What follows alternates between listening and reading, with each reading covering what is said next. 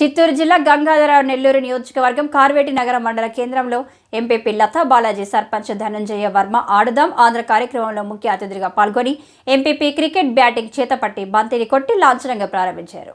Physical director Mandaviya పర్యవేక్షణలో జరిగిన cricket volleyball ఆటల్లో కార్వేటి నగరంలోని సచివాలయం 3కు చెందిన వాలీబాల్ ఆటలో పెద్ద హరిసినవాడ యువత విన్నర్స్ కాగా శుద్ధగుంట గ్రామానికి చెందిన టీం రన్నర్స్ గా నిలిచారు.